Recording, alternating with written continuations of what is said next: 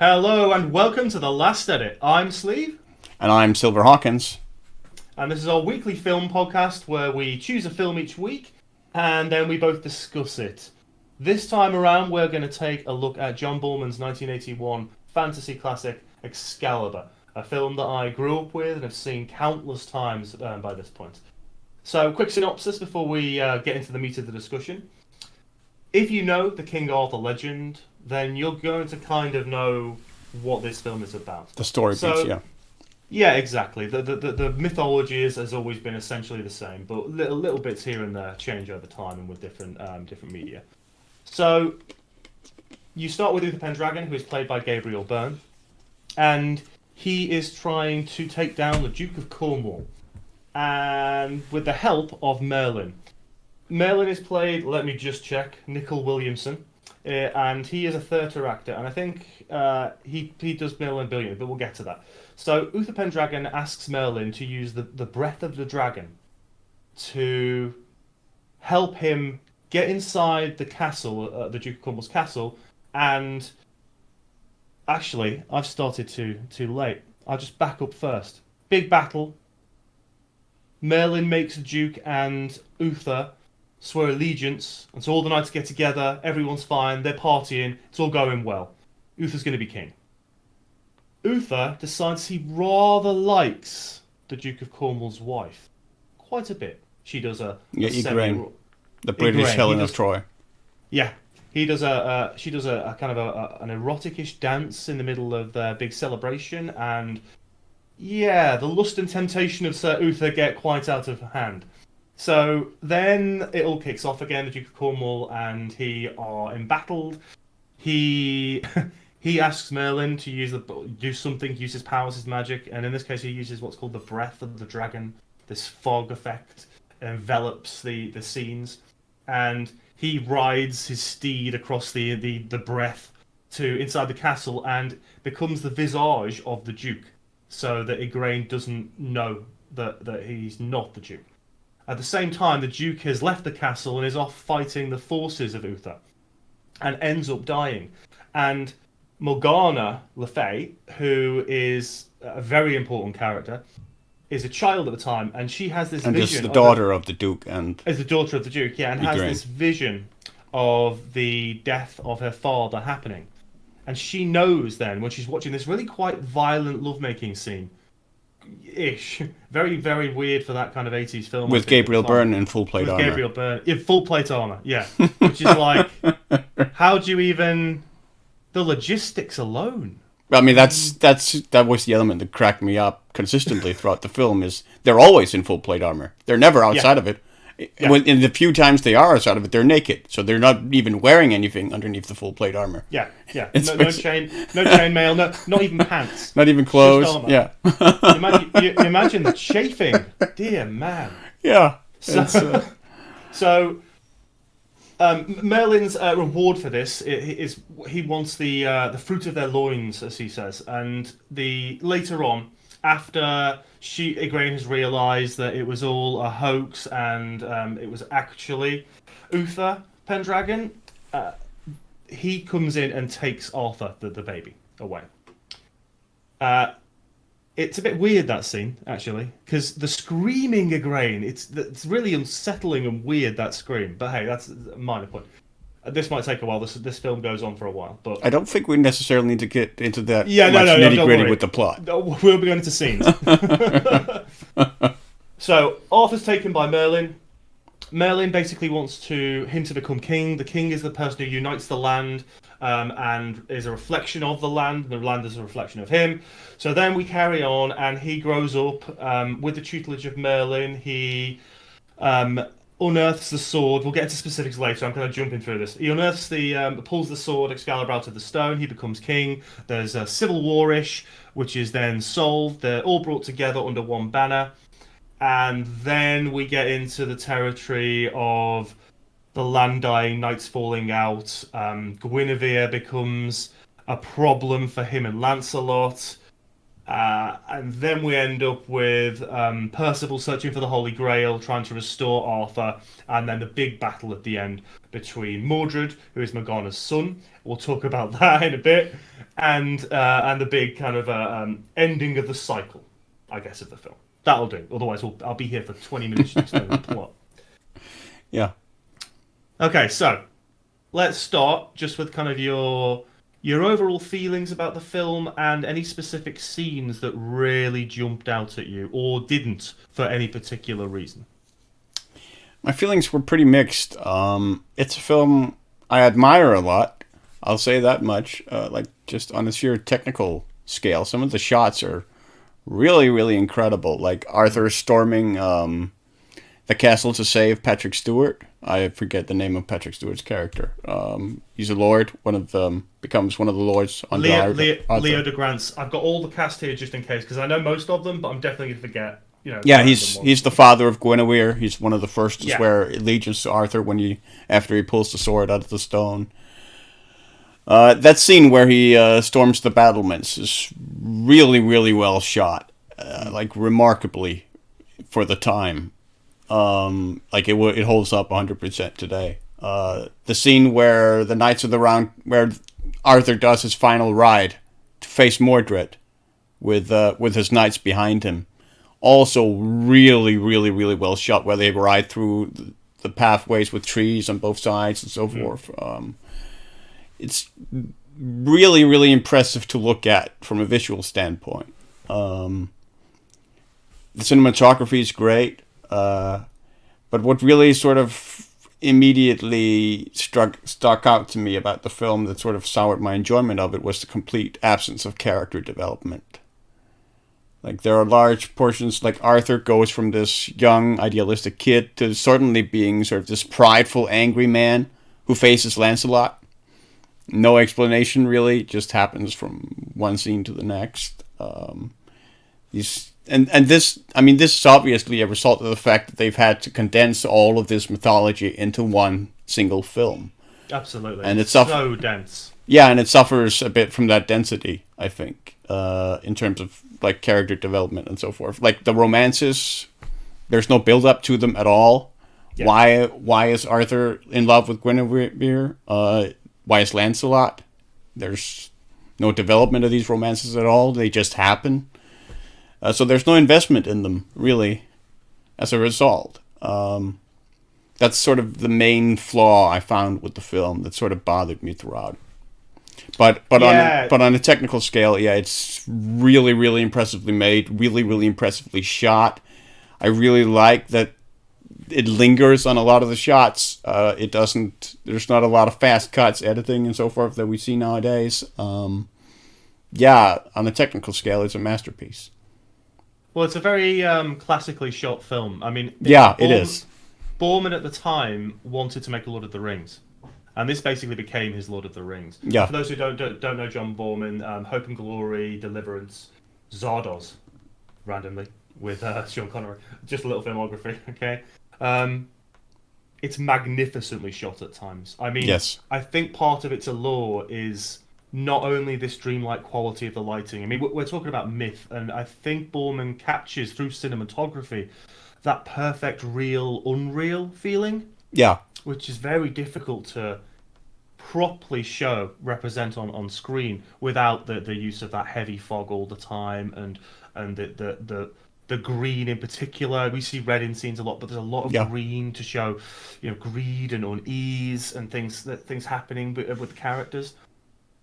But it's absolutely magnificently shot. I think that's one of the reasons it holds up so well today. Some of the sequences are just mind-blowing. But I think part of its problem is it doesn't go further than that. So it's almost like if it was another director and they were full in on the fantasy, they would have, Akira Kurosawa would have opened up with 1,000 men charging across the field. So it's a bit more close and impactful that. And I think that the fight scenes, in particular battle scenes, wonderfully choreographed because they're very slow and heavy hitting, and you can feel the weight. But I found the problem with them was that there's no heraldry really, so you can't really tell who's who. and in some of especially the early battle scenes, they're all kind of in the same dark armor. So you don't and covered in mud, and so how the hell can they tell each other apart? Like who's friend, who's foe, right?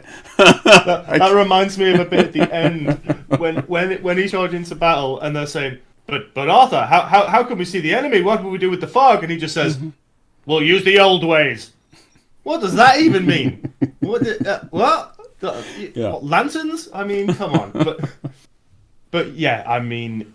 The stunt work in those battle scenes is incredible as well. Yo. The guys falling off horses wearing full plate, respect, hats off to them, man. How many times is someone in armor in water? Yeah. I mean, the bit where Arthur has fought Uthquat, and Uthquat basically knights him, and gives him legitimacy along with now Excalibur to be king.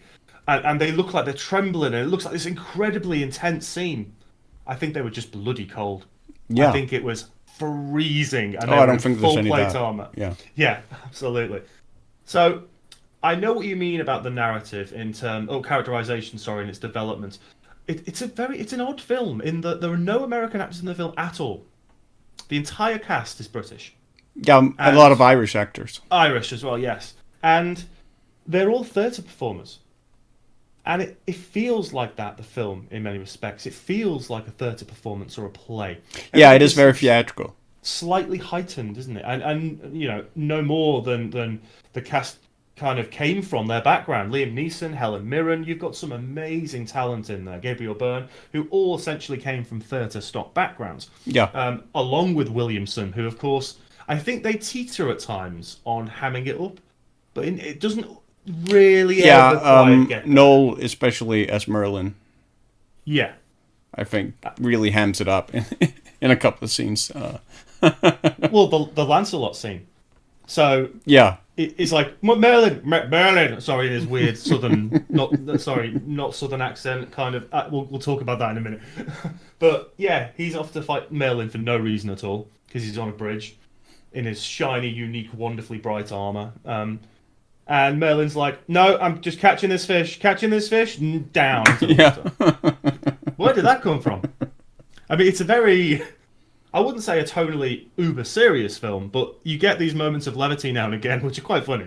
That was really quite funny. Yeah. Let's talk about Nigel Terry as Arthur, because he is also from a theatre background, and this is one of his first film roles. And I think his performance is really good. Apart from the young Arthur. Yeah. And I think it's just the accent. I think he plays it okay, but the way he seems incredibly stiff as young Arthur also. Yeah, he doesn't quite know what to do, I don't think. And maybe it's because he's playing someone who's much younger than he actually is, and he can't really establish himself in the role until later on. But, yeah, just that bit, the accent. What? Hello there! It's like a bumpkin from southern Cornwall in England or something. It's very, very, very odd. Let's talk about the performances then, because I think this is a truly amazing cast. I mean, the cast is amazing, yeah, but I found some of the performances a bit uneven. I didn't particularly enjoy Helen Mirren as Morgana. Okay. I think that was mainly also a result of direction. Like some of the scenes with Merlin were a little hammy. Like when she puts the veil, there's a scene where she puts the veil over her face just so she can seem evil. Basically. Very, very theatre again, isn't it? Yeah. Very physical actions to kind of show emotional. But precisely. Helen Mirren as Morgana and LaFay. I think she does an okay job, but you're right, it does feel like stage direction. Yeah. Kind of some of those scenes are a bit too heightened, and as you said, especially with Merlin, and especially when he's in the fever dream, he's been called out by Arthur, and the ghost version of himself, or the dream version of himself, is trying to suck the power back out of Morgana. That's quite a hammy scene at times. Yeah. Especially now, the bit where she's lying down, uttering the words for the dragon breath, and you can even see the little pipe because it's not quite where it should be. But hey, we'll forgive it for that. Liam Neeson, who's not in it loads, he plays Gawain. There's a point in the narrative at which he's one of the Knights of the Round Table. He's quite important, but he's quite rambunctious, quite manly, likes his own opinion. Gets manipulated a bit into Yeah, by believing, Morgana. but before it happens, that Guinevere and Lancelot are getting it on, and they aren't at the time, and They're just therefore, sending longing glances to one another. Yeah. yeah. Every opportunity they can. That's one of the bits of the film I don't entirely like. That whole Guinevere Lancelot thing. Yeah, but it's a bit, I mean, it's never developed. That's why, right? yeah, It just sort of kind comes out of starts. nowhere. Yeah. So he's pretty good, and I like the fight he has with Lancelot for his honor and stuff. I like those moments in the film. I think they're done very, very well. Very Game of Thrones the way they're shot. Did really chuckle me up the scene where Lancelot stabs himself, though. Oh man. Yeah. Okay, so for those who don't know what we're talking about, Lancelot really likes Guinevere. Really. There's a scene just before all this happens where they're on horses, she's riding next to him, and she's like, hey, you totally need a wife. Oh, and please bear in mind that in actuality, these actors, well, the real versions of these people, she would have been about 12 or 13, he would have been 14, 15. Yeah? Just in terms of the time period and the kind of age that they would have been. So they're on horses, and she's like, hey, you totally need a wife. And he's like, I can't. You're my king's wife, and I love you, and I love him, and I can't. Only you. You're the only one. And then that's it. He spends most of the film moping in a forest about the fact he can't have her. It's not good.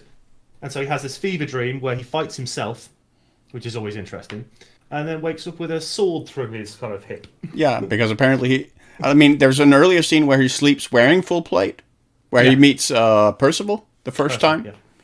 In that scene, he sleeps wearing full plate. And then in the other scene here, where he stabs himself, he sleeps completely naked all of a sudden.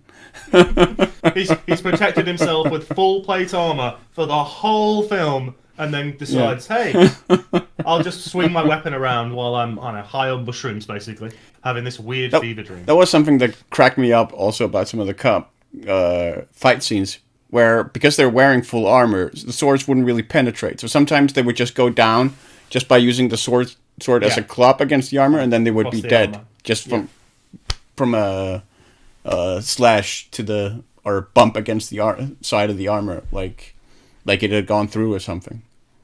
Well, it's like the bit where Arthur decides. Oh, so we should mention. In the end, Arthur finds out that Guinevere has been sleeping or slept with Lancelot, and they fight. And all the way through the fight, Arthur is just in a rage, swinging madly. Lancelot is quite easily a better combatant and swordsman than Arthur is, by a long way. And he's embarrassing him to some extent. And then Arthur's anger grows so much that he calls on the power of Excalibur. Well, no, that's completely unrelated to Lancelot and Guinevere. That's the fight that's their first fight. They don't actually fight. Arthur finds them sleeping together after they've had sex, and then he plants Excalibur between them into the ground. Yeah. And that then affects Merlin because he's tied to the sword. And yes, tied to the because the dragon in the mythology of this world, the dragon is basically the entire world. Yeah. So when Arthur jabs Excalibur down into the ground between Lancelot and Guinevere, he basically jabs Excalibur into the dragon, which weakens Merlin at the point where he's basically confronting Morgana, and Morgana then exploits that to imprison Merlin. Yeah, kind of puts him in oblivion, puts him in the Phantom Zone as if it was Superman. Yeah. And steals his power. And then the moment prior to that, which I mentioned, is the moment when Arthur calls upon the power of Excalibur in anger, pulls his sword down, kind of cuts the armor, but not much else, of Lancelot, and then the sword breaks. Yeah. We puts his sword up Lancelot and pulls it down, and then throws it into the lake. And the lady of the lake sees that he's realised he can't use his anger in this way. He can't, and he regrets it straight away. And the folly of his pride. Yeah. Exactly. Yeah. You can't be a king like that. You can't wield this power. You can't look after your people in the land if you're going to let anger or these petty things consume you. Yeah, I really quite like this film, but it's very of its time in performance, in its kind of theatrical nature. But let's just talk about the soundtrack for a minute. I think it's one of the best fantasy soundtracks ever made. Wagner I think it's Richard Wagner, the producer of the music, and it's bombastic, then it's delicate. The main theme, that classical track, when it kicks in, oh man, it just kind of lifts me a bit. But all the way through, there are a few moments that don't quite work. Some of the end sequence when the music it's almost like banging the coconuts in Monty Python. Like you hear and it'll go quiet, and you hear in the distance when Mordred's waiting for Arthur, it goes really quiet. You can hear it a little bit, and then it's like Arthur's got his own, ghetto blaster on his shoulder, and the music's turned up, and he turns it down a bit again. It's very weird. There's balance, but the rest of it is majestic. It's bombastic. It really fits this kind of period and this kind of piece really well, I think. Yeah, I think they overused that classical, that I forget what it's called, that bum bum bum bum, like famous classical piece. Da, da, da, da. Yeah, I think they overused that a little bit. But yeah, overall, the soundtrack really supported the film really well. It didn't call unnecessary attention to itself. Unlike, like I felt in a little bit in Black Narcissus did at times, where it became sort of overly melodramatic. It doesn't here. It really does sort of emphasize the action and what goes on. You're right. It's a really strong soundtrack. I don't remember any particular pieces from it, but I also don't remember anything that stood out to me as being bad, really. There's a few that stick out to me. Which is one of the greatest compliments that you can give a movie soundtrack, I think, honestly. I think the opening music track, dun, dun, dun, dun, dun, dun, that carries on at various parts, is one that kind of sticks in my mind. But I've probably seen it a great deal more than you.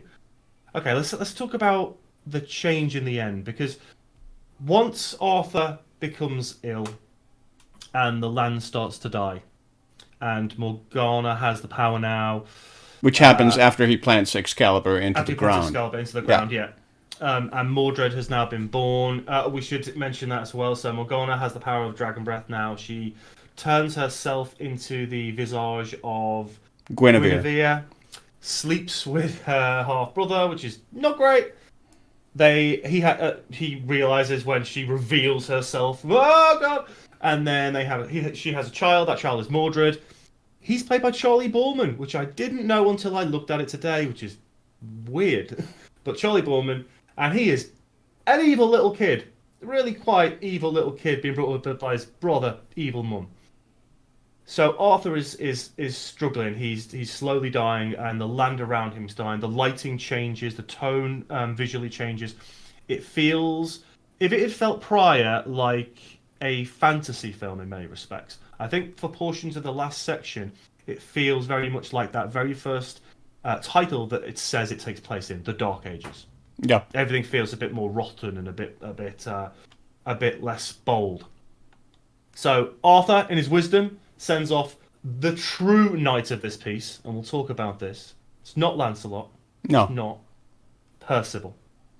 He goes off with some of the Knights of the Round Table to find the Holy Grail, which of course is very important to the legend and the myth. And he goes through all kinds of tribulations, all kinds. He at one point has a dream where he thinks he sees the Grail and he's trying to reach it, and then he gets scared and he kind of runs away, and then he thinks he's lost the Grail and he's betrayed Arthur. And at the same time, by the way, Lancelot is now this kind of monk or priest who's trying to redeem himself but isn't really. He kind of meets with Percival later. Gawain, I think, is killed. Yeah. Uthra is pretty killed. much all the other questing knights are killed. All the other questing knights. By Morgana. And Morgana and Mordred's army, yeah. And so that last little phase, finally Percival gets the Grail, gets back to Arthur, and I just, in terms of cinematography, the moment when Arthur, after drinking from the Grail, is revitalized, and they saddle up, ready for that final battle with Morgana, but especially Mordred. The shots the shot on the shoulder cam, looking at Arthur when he's riding past the land, and the flowers are reblooming and the cypress trees and so forth. Yeah, Those Yeah, 2 or 3 shots are they are. magnificent visually. They Really. really are beautiful. And then we get to the big final battle, which doesn't last loads. It's not like some of the more trudgy battles prior, but it's incredibly foggy. They charge into battle. The theme kicks in again, the classical theme, and then Mordred rides into battle. He's older now. He's got that Yeah, creepy that golden armor armor. was a little ridiculous because that's like an ancient Greek armor more Yeah, in style rather than like a medieval one. So I found yeah, that a little odd. yeah, it's a weird displacement, isn't it? It shouldn't really be there. Yeah, And the mask, I mean, I certainly wouldn't have thought they'd have any kind of in the mask is specifically the part I was talking about. That's sort of Yeah, Greek, ancient Greek in its design. yeah, yeah. So that's a bit odd. It still looks quite cool in terms of the colorization, compared to say Lancelot's bright silver armor, and then the rest of the Yeah, troglodytes. silver. I mean, that's basically a blinding armor, Lancelot's. Yeah, The silver absolutely. there. Yeah. The charging white knight. So, and then we end with this quite nice poetic cyclical ending. So, everybody is dead now. Everybody is dead, Dave. Red Dwarf. And Arthur is left with Mordred and Percival behind him. Arthur basically says, okay. Mordred spears him, and then Arthur pulls him towards him with the spear and kills him with Excalibur. And then Percival and Arthur have this quite nice moment, although Percival should just get on with it the first time and not ask again. I don't quite... But hey, okay. So Arthur tells Percival, take the sword Excalibur, give it back to the Lady of the Lake, give it back to the land, and when the next king comes, Excalibur will be there for him. So Percival rides off to the lake. He stands in front of it, thinks about it for a minute, and goes, "It's quite a shiny power sword, this, isn't it? I'm not sure. Did he really mean what he said? I'm not." Rides back. Arthur still slowly dying. Look, just put the sword in the lake, Percival. All right, fine. Rides back, then puts the sword in the lake. But Yeah. that last shot, or last few shots, where Percival throws the sword and it spins, and the Lady of the Lake, obviously in ever so slight slow-mo, raises her hands and catches it and brings it back down. I just love the cyclical nature of the narrative and the repeated themes that fully close. A lot of films don't close those threads or close those themes, and this film does it really, really well, I think. Yeah, it doesn't really leave anything unattended in terms Yeah. of like plot lines or so forth. No, Yeah. it resolves all of it basically. Yeah, proper narrative closure. So, yeah, I really like Excalibur. It's very much a film of its time, but its action, its cinematography, its shot selection, its lighting hold up. Even now. Some Yeah. of the performances hold up. Some maybe get a little bit hammy at times. Here's a question for you to kind of semi-end. Do you think there's a better telling of the King Arthur tale on film? Because I don't. I don't. No, I don't think so either. Really. I mean, the only one I would go to as sort of an alternative is The Sword and the Stone by Disney. Absolutely. But I mean, that's only up until the moment Arthur basically pulls the sword from the stone, right? Yeah. And there It's is, like that. and There's it's a quite a bit fancy. missing, isn't it? Yeah, and there's quite a fanciful retelling because obviously Madame Mim is not a factor in the mythology. No. Sadly. No. I quite like that. If you want to be a King Arthur completionist, viewers, watch the opening of Excalibur until the bit around the Sword of Stone, and then watch Sword of the Stone, because you get all of that bit when it jumps like 10 years, and then get back into Excalibur and see what your experience is like. Idea. Yeah, But yeah, could be maybe. I think every component part, to some extent, works in this film. I mean, So, there are certainly some interesting themes. I mean, we touched on it a little bit, but it's interesting that the film's arguably greatest hero, Percival, who is basically the embodiment of loyalty and so forth, undying loyalty, is the commoner. yeah, He's the only one who isn't highborn. He comes out of nowhere. He meets Lancelot, follows him. Lancelot tells him, "Hey, we're gonna have to ride for 20 days. I'm gonna have to ride for 20 days. Are you sure you don't want a horse?" And he says, "No, I'll just run after you, sir." And he runs after him for the 20 days back to Camelot. yeah. It's like a And series and of after tests. that, when Gawain challenges Lady Guinevere's virtue because of her longing stares to Lancelot, and Lancelot is nowhere to be found to fight on her behalf because he stabbed himself over by the river. It's Percival who steps forward. Even though he's not in armor at all, he has no weapons training, no arms training at all, he steps forward on Arthur's behalf to fight for Guinevere's honor.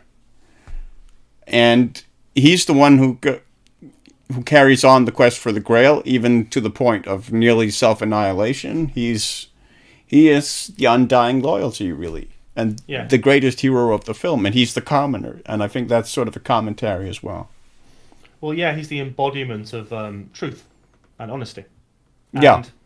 I think that these are the themes this film plays with. You know, the whole point of Uther Pendragon is lust and temptation and violence.